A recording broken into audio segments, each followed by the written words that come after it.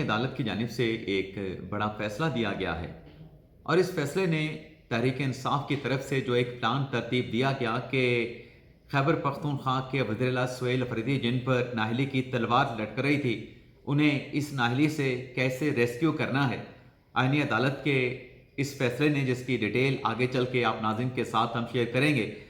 इस फैसले ने तहरीक इंसाफ के उस प्लान को खाक में मिला के रख दिया है। इस बड़ी खबर से अपने वीडियो लॉग का आगाज़ करेंगे और इसके बाद एक और अदालती फ़ैसला है वज़ीर आज़म शहबाज शरीफ साहब से मुतल्लिक। उस फैसले की तफसीलात, अदालती कार्रवाई का अहवाल भी आपकी खिदमत में पेश करेंगे और प्रोग्राम के आखिर में हम बात करेंगे जो पाकिस्तान की सालसी की कोशिशों के नतीजे में जो अमेरिका ईरान मुज़ाकरात होने जा रहे हैं, इन मुज़ाकरात के सिलसिले में पाकिस्तान ने कुछ अहम राब्ते किए हैं। वो राब्ते क्या हैं, उन राब्तों की तफसीलात से भी आखिर में चल के आप देखने वालों को आगाह करेंगे। लेकिन व्लॉग का आगाज़ करने से पहले आपसे दरख्वास्त के चैनल को सब्सक्राइब कर लें, बेल आइकॉन का बटन प्रेस करें, वीडियो पसंद आए तो इसे लाइक और शेयर ज़रूर कीजिएगा। तो पहली खबर नाजरीन, खैबर पख्तूनख्वा के वज़ीर सुहेल अफरीदी जिन पर नाहली की तलवार लटक रही थी, लेकिन पाकिस्तान तहरीक इंसाफ कुछ बड़ा करने का प्लान कर रही थी, बल्कि प्लान किया जा चुका था मुबैना तौर पे, लेकिन वो मंसूबा कैसे धरा का धरा रह गया। आप नाजरीन इस बात से बखूबी आगाह हैं कि जो 9 मई का इंसिडेंट हुआ, सुहेल अफरीदी साहब से मुतल्लिक एक वीडियो सोशल मीडिया पे वायरल हुई, जिसमें खैबर पख्तूनख्वा के वज़ीर सुहेल अफरीदी को देखा गया।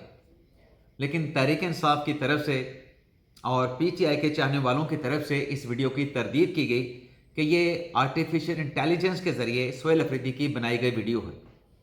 और इस वीडियो की मुखालफत में लॉजिक या दलील ये पेश की गई कि जब 9 मई का इंसिडेंट हुआ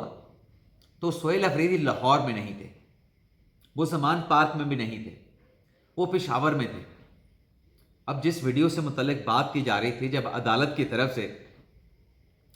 उस वीडियो का फोरेंसिक करवाया गया और फिर नादरा की रिपोर्ट सामने आई, तो पता चला कि उन दोनों रिपोर्ट्स के मुताबिक कि जो सुहेल अफरीदी साहब हैं वो पेशावर में मौजूद थे। अब पेशावर में 9 मई के मौका पर जो रेडियो पाकिस्तान की इमारत में जो जलाओ घिराव हुआ, वहाँ पे जो आग लगी, एक मुकदमा पेशावर में भी चल रहा था रेडियो पाकिस्तान की इमारत को आग लगाने का, जलाने का। अब उस केस में हुआ ये कि जब नादरा की रिपोर्ट आ गई, पंजाब फॉरेंसिक लैब की रिपोर्ट आ गई, तो पुलिस की तरफ से जो मुतल्लिका तफ्तीशी थे उन्होंने सुहेल अफरीदी साहब को चलान में नॉमिनेट कर दिया। लेकिन वो चलान सबमिट करने के लिए जब प्रोसिक्यूशन से रब्ता किया गया तफ्तीशी की जानिब से, आईओ की तरफ से, तो मुतल्लिका अपना प्रोसिक्यूशन ने वो चलान अदालत में सबमिट कराने से या फिर लेने से इनकार कर दिया। जिसके बाद जब ये मामला अदालत में पहुंचा और तफ्तीशी ने अदालत को ये आगाह किया कि प्रोसिक्यूशन, मैंने अपना चलान मुकम्मल कर लिया है, सूबे के वज़ीर आला को मैंने चलान में नामजद कर दिया है, लेकिन प्रोसिक्यूशन ये चलान मुझसे लेने के लिए तैयार नहीं, बल्कि उनकी तरफ से इनकार किया जा रहा है। तो अदालत की तरफ से आइंदा समाअत पर जो प्रोसिक्यूशन है, जो प्रोसिक्यूटर है, उन्हें तलब कर लिया गया। अब यह कार्रवाई हुई एटीसी अदालत पेशावर में। अब उसके बाद इस बात का इम्कान मुबैना तौर पे जो प्लान तरतीब दिया गया वो ये था कि चलें, अफरीदी साहब को चलान में पुलिस ने नामजद तो कर दिया है, लेकिन अल्टीमेटली ये जो केस है ये वापस लेने का जो है वो रियासत अख्तियार रखती है, क्योंकि एटीसी के मुकदमे में अगर जो फरीकैन होते हैं वो आपस में सुलह भी कर लें, लेकिन वो मुकदमा रियासत का रहता है, मुतल्लिका हुकूमत उस केस की मुद्दई होती है। तो मुबैना तौर पे प्लान ये बना कि ये केस जब अदालत में चलेगा, चलान भी आ जाएगा, अफरीदी साहब उसमें नॉमिनेट भी हो जाएंगे, बतौर एक्यूज उनका नाम अदालत के सामने होगा, तो खैबर पख्तूनख्वा हुकूमत की तरफ से ये जो मुकदमा है, इस मुकदमे को अदालत से विड्रॉ कर लिया जाएगा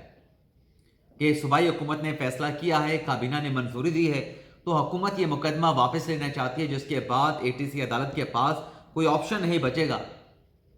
इस मुकदमे की विड्रॉल की जो एप्लीकेशन है उसे एक्सेप्ट करने के सिवा कोई ऑप्शन नहीं होगा। अब इसी खदशे के पेश नज़र जो रेडियो पाकिस्तान की इमारत है वो वफाक के डोमेन में आती है, यानी वो वफाकी सब्जेक्ट है, वफाकी हुकूमत का डोमेन है। تو ہوا ناظرین یہ ہے کہ ایک طرف تو یہ تھا کہ مقدمہ واپس لے لیا جائے گا مبینہ طور پہ، دوسری طرف وفاقی حکومت ریڈیو پاکستان کی طرف سے ایک درخواست جو ہے وہ وفاقی آئینی عدالت میں دائر کی گئی، جس میں ریڈیو پاکستان کو ریپرزینٹ کیا گیا ذوالفقار نقوی صاحب کی طرف سے، اور یہ درخواست تھی کہ یہ جو مقدمہ ہے ATC عدالت پشاور میں، اسے کسی اور عدالت یا صوبے میں منتقل کیا جائے، اور اس اپلیکیشن کے ساتھ محترمہ بے نظیر بھٹو کیس کا حوالہ بھی دیا گیا۔ اب ہوتا ہی ہے کہ جب یہ درخواست آئینی عدالت میں دائر ہوتی ہے، اس پر 2 رکنی بینچ تشکیل پاتا ہے، جس میں جناب علی باقر نقوی صاحب اس بینچ کی سربراہی کرتے ہیں، دوسرے جج صاحب ارشد حسین شاہ صاحب ہوتے ہیں، اور اس بینچ میں جب سماعت کا آغاز ہوتا ہے تو جو پروسیکیوٹر صاحب ہیں، جو ذوالفقار نقوی صاحب ہیں، وہ عدالت کے سامنے اپنا موقف رکھتے ہیں، ریڈیو پاکستان کا مقدمہ رکھتے ہیں کہ 9 مئی کو کیا ہوا، پنجاب فرانزک لیب کی رپورٹ کیا تھی، نادرا کی رپورٹ کیا ہے، ایکیوز اس مقدمے میں کون ہے۔ ان کی درخواست یہ تھی کہ آپ یہ مقدمہ دوسری عدالت میں ٹرانسفر کر دیں محترمہ بے نظیر بھٹو کے ماضی کے عدالتی فیصلے کی روشنی میں۔ تو اس پہ ہوا یہ ہے، اور ساتھ میں انہوں نے یہ بھی درخواست کی کہ جب تک یہ مقدمہ آئینی عدالت میں پڑا ہے، نیچے ATC عدالت کو کارروائی آگے بڑھانے سے روک دیا جائے۔ تو چونکہ پہلی سماعت تھی، کوئی حتمی آرڈر کے مقدمہ ٹرانسفر کر کے دوسری عدالت میں منتقل کیا جا رہا ہے، تو ایسا کوئی سبسٹینٹیو آرڈر تو ہو نہیں سکتا تھا۔ البتہ یہ آئینی عدالت نے ضرور فیصلہ دیا کہ خیبر پختونخوا حکومت کو پروسیکیوشن ڈپارٹمنٹ کو نوٹس کرتے ہوئے جو ATC عدالت ہے پشاور کی، اسے فردر کارروائی آگے بڑھانے سے روک دیا ہے، یعنی اسٹے آرڈر عدالت نے دے دیا ہے، یعنی جب تک مقدمہ آئینی عدالت میں پینڈنگ پڑا ہے، KP حکومت ATC عدالت پشاور میں درخواست دائر کر کے ریڈیو پاکستان 9 مئی کا جو کیس ہے اس کا وڈرال نہیں کروا سکتی، وڈرال کی اجازت عدالت سے نہیں حاصل کر سکتی جب تک آئینی عدالت کا فیصلہ نہیں آئے گا۔ تو یہ ایک بڑی ڈیولپمنٹ ہوئی ہے آئینی عدالت میں، جو وفاق کی درخواست تھی، ریڈیو پاکستان کی درخواست تھی، جس پر عدالت نے اسٹے آرڈر جاری کر دیا ہے۔ اس کے ساتھ ساتھ ایک اور بڑی اہم ڈیولپمنٹ ہوئی ہے، اور وہ بھی عمران خان صاحب سے جڑا 9 مئی کا مقدمہ ہے، اور وہ بلکہ ایک مقدمہ نہیں، کئی مقدمات ہیں۔ GHQ راولپنڈی حملہ کیس، باقی 9 مئی کے جتنے بھی راولپنڈی کے کیسز ہیں، اس میں آپ ناظرین کو یاد ہوگا کہ آخری سماعت پہ عمران خان صاحب کی عدالتی روپکار کے ذریعے حاضری لگوائی گئی تھی، لیکن عدالت کا ATC عدالت پنڈی کا حکم یہ تھا کہ عمران خان صاحب کو ویڈیو لنک کے ذریعے پیش کیا جائے، لیکن چونکہ ویڈیو لنک کی سہولت دستیاب نہیں تھی، ویڈیو لنک کی جو فیسلٹی تھی وہ فعال نہیں تھی، تو عدالت نے اس روز تو عمران خان صاحب کی حاضری لگائی، لیکن عدالت نے آرڈر کیا کہ آئندہ تاریخ پر خان صاحب کو عدالت میں پیش کرنے کے لیے ویڈیو لنک کی فیسلٹی کو ہر حال میں آپ نے فعال کرنا ہے۔ اب دوبارہ اس کیس کی جب سماعت ہوتی ہے تو پھر دوبارہ وہ ویڈیو لنک کی سہولت موجود ہی نہیں تھی، فعال ہی نہیں تھی، ملزمان موجود تھے، باقی 9 مئی کے GHQ راولپنڈی حملہ کیس کے سرکار کے گواہان موجود تھے، کیونکہ اس کیس میں بہت سارے جو گواہان ہیں ان کے بیانات قلم بند ہو چکے ہیں، وہ اپنا بیان ریکارڈ کروا چکے ہیں، اور پیچھے چند گواہوں کے بیانات قلم بند ہونا باقی ہیں، لیکن جب چونکہ وہاں پہ ویڈیو لنک موجود ہی نہیں تھا تو عدالت کی طرف سے ایک مرتبہ پھر اظہار برہمی کیا گیا، اور کہا گیا اڈیالہ جیل کے انتظامیہ کی طرف سے کہ آئندہ ہر حال میں اس بات کو یقینی بنانا ہے کہ ویڈیو لنک کی جو فیسلٹی ہے اس کو ایکٹیو کیا جائے، اس کو ریسٹور کیا جائے، اور عمران خان کو عدالت میں ویڈیو لنک کے ذریعے عدالت میں پیش کیا جائے تاکہ عدالتی جو کارروائی ہے اس کو آگے بڑھایا جا سکے۔ اب اس کیس کی سماعت کو عدالت نے 7 اپریل تک ملتوی کیا ہے، لیکن اس بات کو نوٹ کیا جا رہا ہے کہ پچھلے 4 ماہ سے GHQ راولپنڈی حملہ کیس کا جو ٹرائل ہے، جو کہ کنکلوژن کی جانب بڑھ رہا تھا، منطقی انجام کی جانب بڑھ رہا تھا، اب پچھلے 4 ماہ سے اس ٹرائل کا ٹرائل جو ہے اب یوں کہیں کہ ایک طرح سے التوا کا شکار ہو چکا ہے، کارروائی آگے نہیں بڑھ رہی، تاریخ آتی ہے کارروائی آگے نہیں بڑھتی، کیونکہ ویڈیو لنک کی سہولت میسر نہیں ہوتی، خان صاحب کو سہولت کے ذریعے عدالت میں پیش نہیں کیا جا سکتا۔ اب دیکھتے ہیں کہ 7 اپریل کو کیا ہوتا ہے۔ لیکن ایک اور مقدمہ ہے، وہ ہے شہباز شریف صاحب کے خلاف، وہ مقدمہ ہے ان کے بیٹے حمزہ شہباز شریف کے خلاف، اور یہ مقدمہ بنا تھا عمران خان صاحب کے دور میں $16 بلین کی منی لانڈرنگ کی، یعنی 16 ارب کی منی لانڈرنگ کا مقدمہ بنایا گیا۔ اب کیس میں ہوا یہ کہ جب چارج شیٹ کیا گیا، فرد جرم لگائی گئی، حمزہ شہباز شریف صاحب پہ خان صاحب کے دور میں، تو دونوں والد اور بیٹے کی طرف سے بریت کی درخواست عدالت میں اکاؤنٹیبلٹی کورٹ میں دائر کی گئی۔ اب اکاؤنٹیبلٹی کورٹ کون سی تھی؟ وہ ایف آئی اے کی اسپیشل سینٹرل عدالت۔ وہاں پہ جب یہ درخواست دائر کی گئی کہ یہ کیس آف نو ایویڈینس ہے، دونوں ملزمان کے وکلا کی طرف سے کہا گیا کہ حمزہ شہباز شریف کو بری کیا جائے، تو عدالت نے اس بریت کی درخواست کے اوپر دلائل سننے کے بعد دونوں کو بری کر دیا۔ شہباز شریف صاحب کو بھی بری کر دیا، حمزہ شہباز شریف صاحب کو بھی بری کر دیا۔ اس کے بعد یہ ہوتا ہے کہ یہ جو